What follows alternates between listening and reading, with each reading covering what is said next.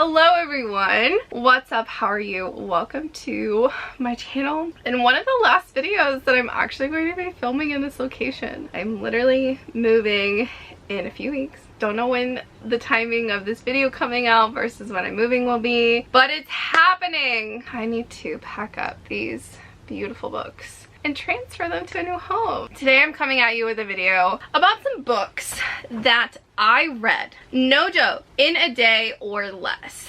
That means that these books were easy to consume.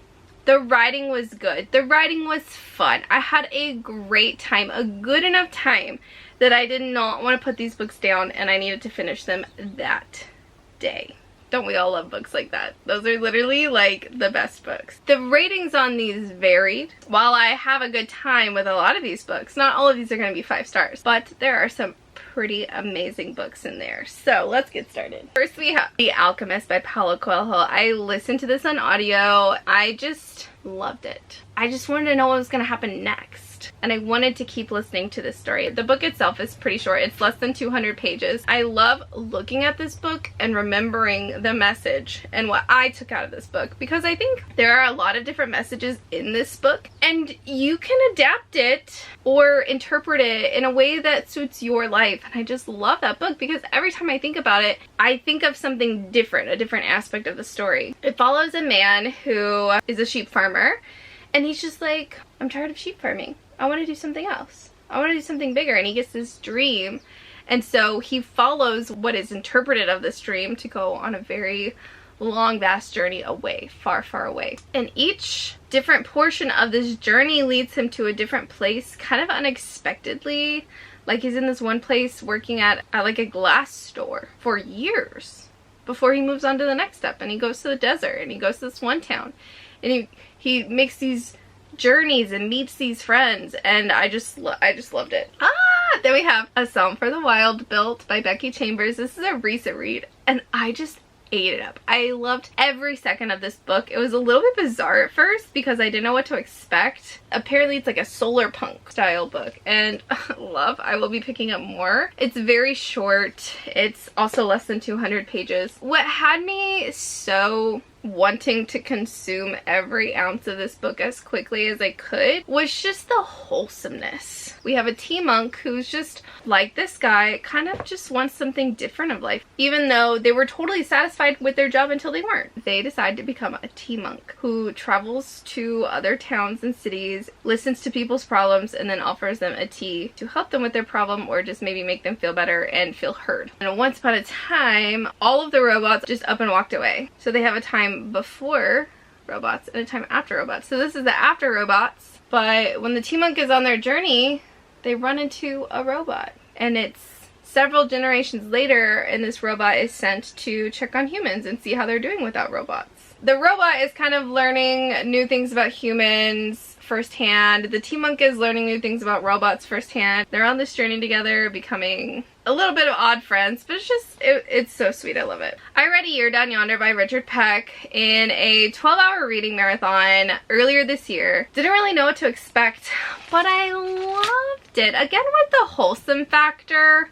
There's this one girl who lives in Chicago with her family during the Great Depression and is sent down to live in kind of the middle of nowhere country town with her grandmother. Her grandmother's kind of rough around the edges, does things like she wants to, works real hard and expects her granddaughter to follow along. And so we just follow this journey of the two being near strangers and all of the interesting and different ways that the grandma takes care of the granddaughter, even when she doesn't realize it. But like as the story continues, she grows in maturity, she grows in understanding, she's putting some of the puzzle pieces together about her grandmother.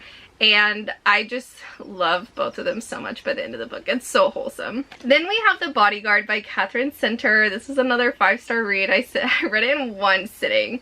Another little bit of wholesome, like even though it's a romance book, there is no spice, no steam. I don't even think there's a fade to black moment. This follows Hannah and Jack, I believe. Yeah, Hannah and Jack Hannah is a personal protective agent or like, you know, like a bodyguard basically. And then we have Jack, who's a celebrity, but he finds out that his mom is sick, but he has a stalker. So he hires Hannah to be his security guard, but also like pretend that she's his girlfriend while he goes and checks on his mom because he doesn't want to stress out his mom. So they have that like forced proximity aspect. They go and stay with his family on their ranch in Texas. So there's that like country, small town vibe.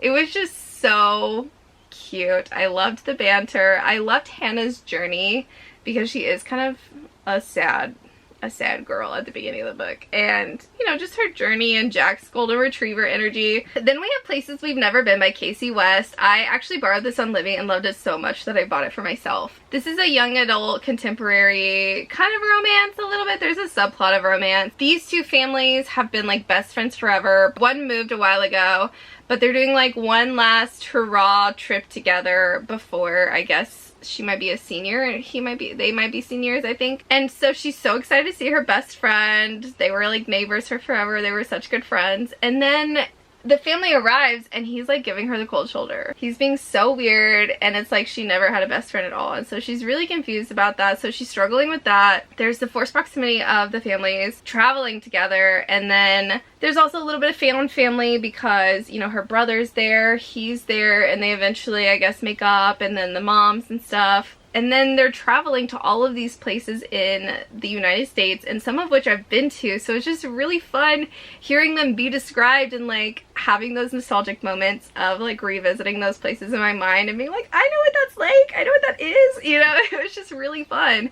And I also think it's a great story to read if you want to feel like you're traveling, but maybe you don't have the time or the money or whatever. Like, this is one of those great books that makes you feel like you're there, which is one of the reasons why I love reading. Anyway, all of that together just made me want to keep reading. And then their relationship, where they go from best friends to not best friends to like trying to figure things out to like, you know, being soft for each other. Like, it's so cute. I really enjoyed it. Then we have Pumpkinheads by Rainbow Rowell, illustrations by Faith Erin Hicks. Loved this. I picked this up on kind of a rough day, and I'd heard a bunch of people talking about it, and so I said, you know what, I'm gonna treat myself. I did. I sat down and I read it and finished it that evening after work. It's so fun. The illustrations are so wholesome. We have like a map of the pumpkin patch.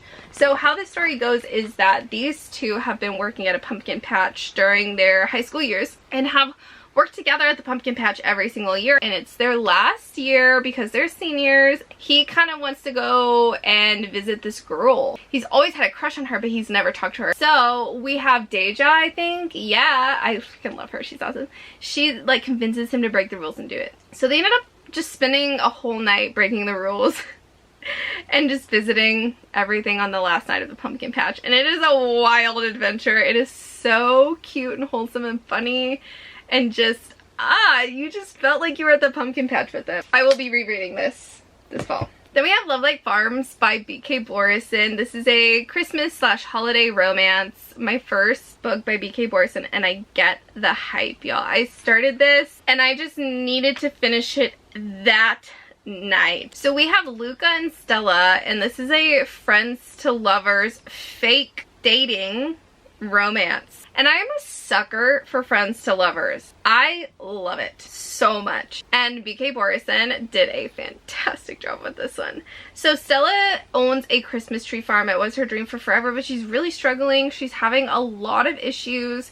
It's maybe going under. This is maybe her last Christmas. But there's this really cool Instagram or like social media giveaway or like challenge. And so she gets chosen as one of the contenders. And if she wins, she gets $100,000 for her farm and all of this social media attention. She thinks it would be a lot better received if it was considered a romantic giveaway. So she enlists her best friend Luca's help to be her +1, her partner. So they fake that while the social media lady is there. It is so cute. I ate this one up. Another Christmas one, but much shorter, is The Mistleto Motive by Chloe Lissay. This one is about a bookshop that's going under. Similar tones. They think that one of them is going to get fired soon, of these two employees. They kind of self-make a competition about who can do the most sales, who can give the most and increase sales the most.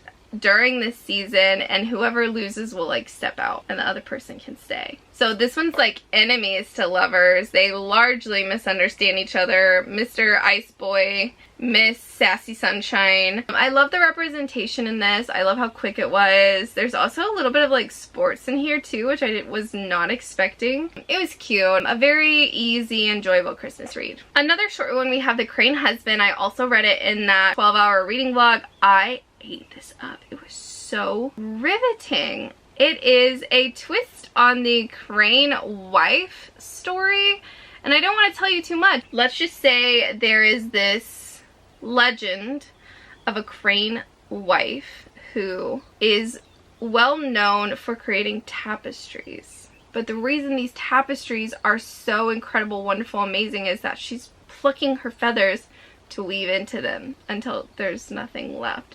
So that's the bare minimum I will tell you of that legend, while also letting you know it's Crane Husband. So there were a lot of interesting components from the original legend, but with a twist. It's told from the perspective of a very jaded, rightfully so, 15-year-old girl from this family. So good. Read it. So good. Then we have Flawless by Elsie Silver. The first book in the Chestnut Springs series.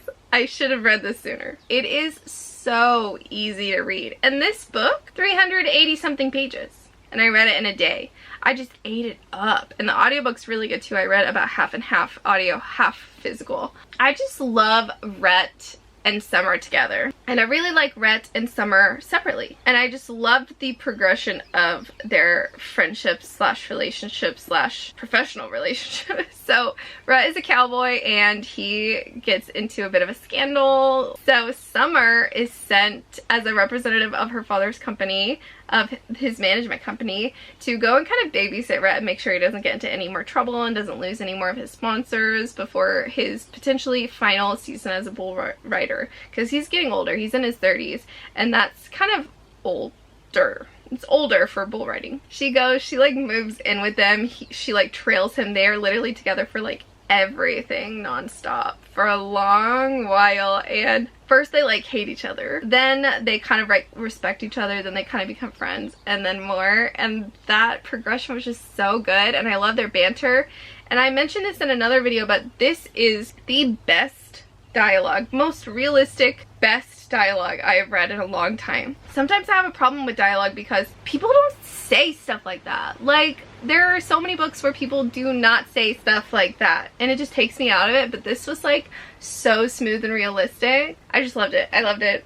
It was so good. Then we have Normal People by Sally Rooney. I actually remember this vividly because I read this on January 1st, 2022. I was trying to read some of my books that I had in South Korea before I moved back to the States, and I ended up sitting and reading this all in one day. This is an interesting story about two friends, Connell and Marianne. It just kind of chronicles their life from not being friends to becoming friends, and then like all the way through college and past, like at the very end of college. And just like chronicles their life, jumping back and forth from the two, or maybe it's only from Connell's perspective. Anyway, it's just kind of weird. It's kind of odd, but it's just so beautifully grasps the reality and oddities of friendship, and just like the good parts, the bad parts. You know, sometimes you lose track of your friends and sometimes you find them again, and there are times when you connect more with them than you don't, and there are times when you're worried, but is it your place to do something about it? And it just grasps that so perfectly. It's like whenever you want a candle to smell a certain way, you want like cut grass and lemon and sunshine all wrapped up in a candle. Well, that's what this book does, is it takes messy friendships, good friendships, people changing, you know, different timelines of people's lives, and like wraps it up and puts it in a book. Okay, next we have Nora Goes Off Script by Annabelle Monaghan. I also borrowed this on Libby, read it in a day, and had to buy it for myself. I needed this copy for myself. This follows Nora, who is a mom and a screenplay writer. She recently sold off one of her screenplays, and it did so well. It's actually the story of her divorce. It's like her love story and the crash and burn of her love story. So because it's kind of based on her life, they want to film it on her property. And through this filming process, she meets the main male character who's playing her husband in the movie, and they meet. And he wants to stay at her place and just like get away from life for a bit. And so they become friends, and they kind of become more. There's a wholesome aspect because her kids are there and involved, and her kids are so funny and sweet. And there's also like that struggle of like her being a single mom and trying to do her job and having like bad rough days after the divorce, and after, you know, that wound being reopened while people are filming on her property. And just like, I loved the depiction of that. And it's a little simple, it's really easy to read, but like I don't know, there was something about this story that just tugged on my heartstrings, and I had to finish it right then and there, and I love it. I love it. I love this book. Recently, and coming in a reading vlog very soon, is The Fake Make by Lana Ferguson. I picked this up because I'm a grad student, and there are some days when I just really don't have a lot of motivation. So what I'll do is I will motivate myself to study by allowing myself to read a few chapters of a book in between like an hour of studying. So I'll study for an hour, read a chapter or two, study for a bit, read a chapter or two, take a break, eat, and go back to all of it again. I did that with this book, and I finished it in a day. I just tore through this book. It was so fun and just so easy to read. There were a few icks and a few things that put me off a little bit, but I still had such an enjoyable time with it that I'm more than willing to recommend it and just like let others know about how good of a time. I will save more of those details for that vlog. Just so fun. You could tell Lana had a fun time writing this book, and I could read that through the pages, which made me have more fun too. I really love the banter. I love the two of them like warming up to each other for this fake dating situation. It was a good time. Then we have the Percy Jackson series by Rick Riordan. Pretty much any of the books in the original series, the first 5 and now 6 books in this series, I just read in one day. These books are just fast, easy, humorous, adventurous reads, all of them. I love all of them dearly, including this one. This is the 6th one that I most recently read and just ate up in a day. This whole series follows Percy, who is a middle schooler at the beginning of this series, and now in this book he's a high schooler, like a senior. It just kind of follows his adventures as he is helping the gods. It's just another adventure of Percy helping the gods, holding off war and helping the gods and saving the mortals and all of that, and it's just a really fun series.